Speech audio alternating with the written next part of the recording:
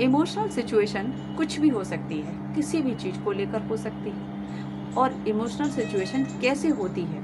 ये चीज़ हम आपको बताना चाहते हैं। कुछ भी होती है यार, इमोशनल सिचुएशन यार साइकोलॉजी के अकॉर्डिंग होती है। साइकोलॉजी जो हमारे मन के अंदर कुछ भी यार होता है, चाहिए नहीं, मतलब इन सबसे रिलेटेड काफ़ी सारी सिचुएशन होती है। तो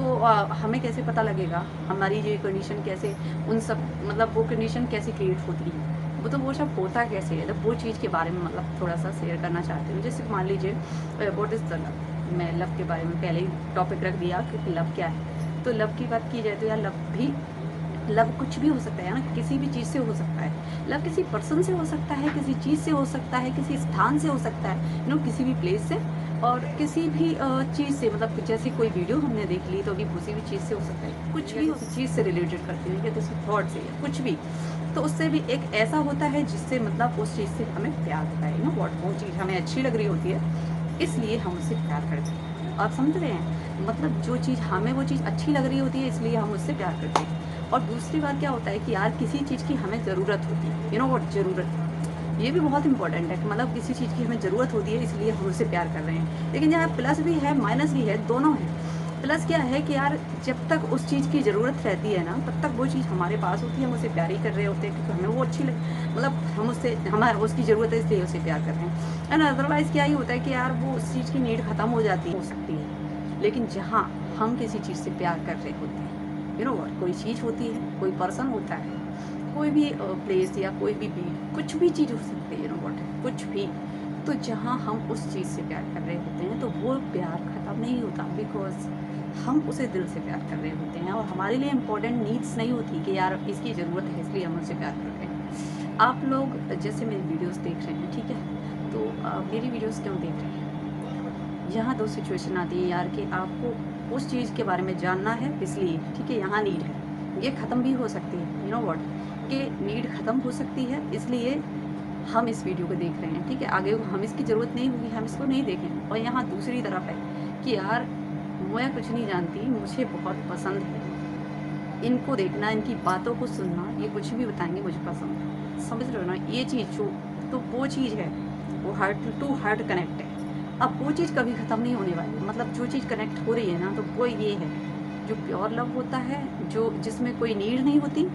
तो वो कभी ख़त्म नहीं होता। और जहाँ नीड होती है कि मतलब केवल इसी चीज़ को देखना है, अदरवाइज़ और कुछ नहीं देखना मुझे, तो वो ख़त्म हो जाता है ना। ज़रूरत जिसे कहते हैं वंडर, वंडर मतलब आश्चर्यचकित। हमारे साथ आश्चर्यचकित होने वाली सिचुएशन कब बनती है?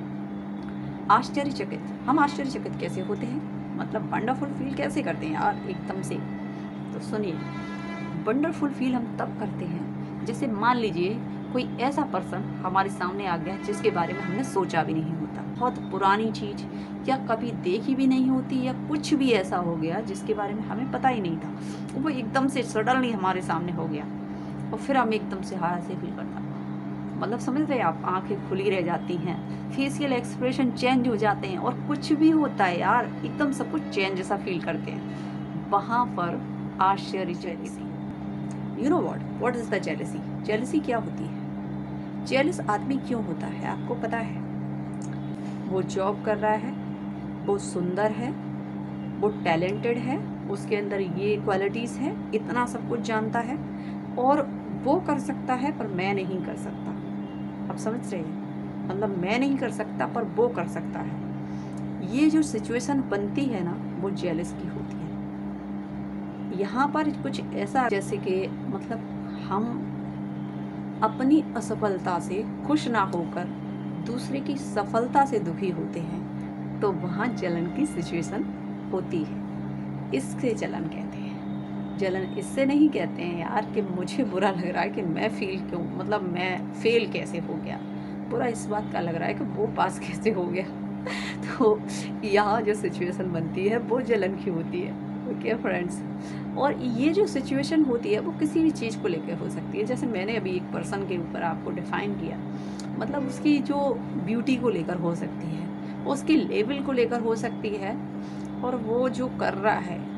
उसको लेकर हो सकती है, उसकी क्वालिटीज़ क्या क्या उसके अंदर अच्छी हैं, वो कितना अच्छा है, उसकी तारीफ़ ये वो कोई भी करता है, तो इस चीज़ को लेकर हो सकती है यार कि वो ऐसा है क्यों, किसी भी तरह की। तो इस तरह की बातें जहाँ होती हैं, जैसा फीलिंग लोग करते हैं एक दूसरे के लिए, वहाँ जलन होती है, वहाँ जलन की सिचुएशन होती है। नफरत क्या है? हेट माने नफरत। तो नफरत क्या है यार? ये सिचुएशन कैसे बनती है? नफरत वाली सिचुएशन कैसे बनती है? तो वो चीज़ के बारे में हम देखते हैं। तो नफरत की सिचुएशन कुछ इस तरीके से है, जैसे कोई ऐसा पर्सन है, मान लीजिए फॉर एग्जाम्पल कि किसी से हम बहुत प्यार करते हैं, किसी पर्सन के लिए, किसी चीज़ के लिए हो सकता है, किसी भीगता है उससे, तो सामने वाला उससे प्यार नहीं करता, या फिर मान लीजिए करता भी है,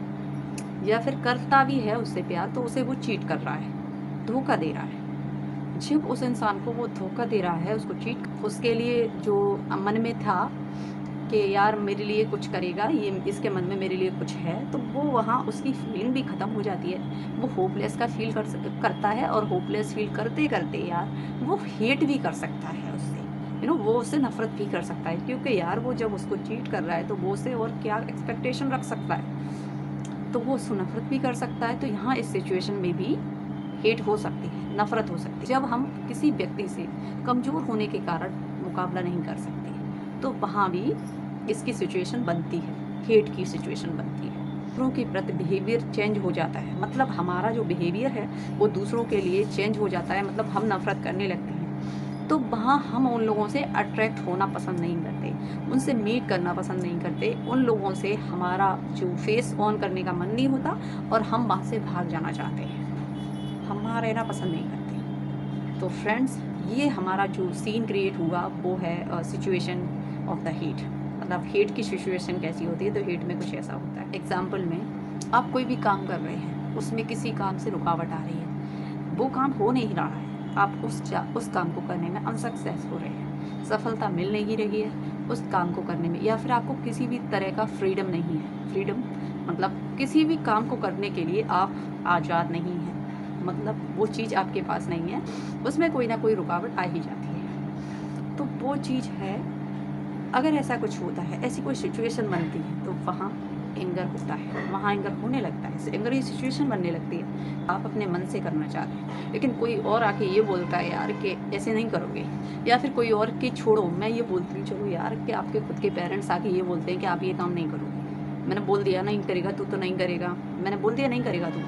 ये काम तू नहीं करेगा, ठीक है, ये सही नहीं है, तेरे लिए सही नहीं, तू नहीं कर सकता, ऐसा तो नहीं बोलेंगे, या कुछ भी सही यार बोल भी सकते हैं, क्या दिक्कत है, ये काम तेरे लिए सही नहीं है, तू मत कर। तो जैसे ये चीज़ आ गई ना, तो वहाँ पे यार फ्रीडम वाली बात नहीं हुई, कि मतलब मैं जो करना चाह रही थी वो तो मैंने कर नहीं पाया, तो वो फ्रीडम नहीं है। फ्रीडम वहाँ है कि यार मेरा मन कर रहा है, मैं ये काम करूँगा, और आपने वो काम किया, और आपको किसी भी प्रकार की रुकावट नहीं है, तो वहाँ आपके लिए फ्रीडम। तो यहाँ आपकी फ्रीडम में अगर बाधा आती है, समझ रहे हैं आप, आपको सफलता मिलती है किसी भी काम करने में, या फिर कोई भी काम कर रहे हैं, या रुकावट आ रही है बार बार, तो इस तरह की सिचुएशन में एंगर होता है, तो वहाँ एंगर होने लगता है, वहाँ पर आप क्रोध फील करने लगते हैं धीरे धीरे। जैसे ये एंगर होने लगता है, तो फिर क्या है कि जो पर्सन होता है ना, जिसको एंगर होता है, तो वो कुछ इस टाइप का होता है यार, किसी से भी लड़ने लगता है, किसी से भी उसको नफरत होने लगती है, मतलब किसी से भी उसका जो बिहेवियर हो वो परफेक्ट नहीं होता, वो हर किसी से चिड़चिड़ा हो जाता है। To understand? तो इस तरह की सिचुएशन में एंगर होता है, एंगर होने लगता है, तब वो पर्सन किसी से भी ठीक से बात नहीं करता, उसके बिहेवियर में भी वही चीज़ उतरने लगती है, और वही उसी प्रकार से वो बात करने लगता है। तो ये है हमारी एंगर की सिचुएशन। फियर की सिचुएशन कुछ ऐसी होती है, जैसे मान लीजिए कोई एक छोटा बालक है, इट्स मीन्स कोई एक छोटा बच्चा है, एक छोटा सा बच्चा है, अगर उसके सामने कोई ऐसी सिचुएशन आ जाती है जो आगे से उसने ना ही देखी है ना ही सुनी है, उसके बारे में वो कुछ भी नहीं जानता, अगर ऐसी सिचुएशन उसके सामने आ जाती है, तो उस टाइम वो क्या करेगा? आप समझ रहे हैं? मतलब किसी भी तरह की अगर उसे आवाज़ सुनाई देती है जो उसने आवाज़ आज से पहले नहीं सुनी, या फिर किसी भी तरह का उसके सामने कोई सीन आ जाता है, या फिर कोई एनिमल की वॉइस, यू नो व्हाट, जैसे हमें आप सपोज करिए कि टीवी में कोई भी ऐसा शो आता है जिसके बारे में, जिसे हमने देखा ही नहीं, मतलब जो कोई नया शो है, ठीक है, जो डरावना, जो डर के ऊपर ही बना होता है, कोई भी शो है, उसमें कुछ ऐसा दिखाया जाता है जिससे आपको डर लगे, आप फियर फील करें, कोई ऐसी सीन जो आपने पहले नहीं देखे, कोई ऐसी आवाज़ें जो आपने पहले नहीं सुनी, या फिर सुनी भी हैं तो और ज़्यादा डरावनी क्रिएट करके उन्हें बनाया जाता है, एडिट किया या कुछ भी किया, मतलब कुछ ऐसा जो आपने पहले नहीं किया। तो इससे क्या है यार, बहुत बुरी तरह आप फियर फील कर रहे होते हैं, तो वही कंडीशन क्या होती है उस बालक के लिए, तो जो बच्चा छोटा होता है उसके सामने कोई ऐसी मतलब फीलिंग क्रिएट हो जाती है कि मतलब ऐसी सिचुएशन क्रिएट हो जाती है जो उसने पहले फील नहीं की, उस टाइम उसे डर लगता है उन चीज़ों से। अब आगे क्या होता है कि जैसे जैसे वो बालक मतलब जो बच्चा है वो उसकी एज बढ़ती है, वो एज में बढ़ता जाता है, वैसे ही वैसे जो डरने वाली जो सिचुएशंस होती हैं उनमें भी चेंजेस आ जाती हैं, मतलब कुछ ना कुछ उसमें भी बदलाव हो जाता है, किसी ना किसी और तरीके से वो डरने लगता है। क्या हो रहा है यार, मतलब कोई भी ऐसा सीन जो उसने देखा ना हो उससे उसे डर लगेगा। मान लीजिए कुछ लोगों को अंधेरे से डर लगता है, कुछ लोगों से मतलब किसी की आवाज़ सुन ली जानवर की तो उसे उससे डर लग गया, किसी ऐसी चीज़ से डर लग गया यार, जैसे मतलब कोई जानवर निकल के गया एकदम से, कोई पशु पक्षी या कुछ भी एकदम से आपसे टच हो गया, कुछ भी यार, तो ऐसी छोटी छोटी चीज़ों से किसी को डर नहीं लगता है। मान लीजिए किसी को फिजिकली कोई प्रॉब्लम होगी तो उस चीज़ से डर लग गया, जैसे फिजिकली प्रॉब्लम यानी इंटरनली कोई प्रॉब्लम है बॉडी में, एकदम से कहीं पेन स्टार्ट हो गया, कुछ ऐसा हो गया तो वहाँ उस चीज़ से डर लग गया, यार ऐसा कैसे हो गया, हमने सोचा भी नहीं एकदम से ऐसा, मतलब समझते हैं ना, वहाँ पर उस चीज़ को हम सोचते हैं यार हमने तो ऐसा सोचा भी नहीं, ऐसा हो कैसे गया, तो वो चीज़ है यहाँ पर। तो यहाँ डर की सिचुएशन वही बनती है जिस चीज़ के बारे में हमने सोचा ना हो और वे एकदम से हो जाए, तो वहाँ डर, खुशी, आनंद जो भी है उसके बारे में बात करना। तो वो कैसे, तो वो ऐसे जैसे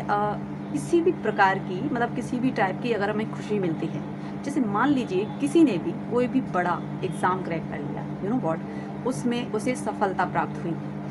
या फिर किसी भी स्थान को प्राप्त कर लिया, उच्च कोटि का जो हायर क्वालिटी का जो मतलब कुछ लेवल है उसको मिल गया, या उसका लक्ष्य जो प्राप्त करना चाहता था उसने अपने लक्ष्य को प्राप्त कर लिया, तो इस तरह की बातें मतलब इस तरह की चीज़ें अगर उसके साथ होती हैं, इससे उसके चेहरे पे खुशी आती है। या फिर कुछ ऐसा हो गया जैसे मतलब कोई वीडियो चल रही है जिसमें कुछ कॉमेडी दिखाया जा रहा है ना, उससे हमें हंसी आ रही है,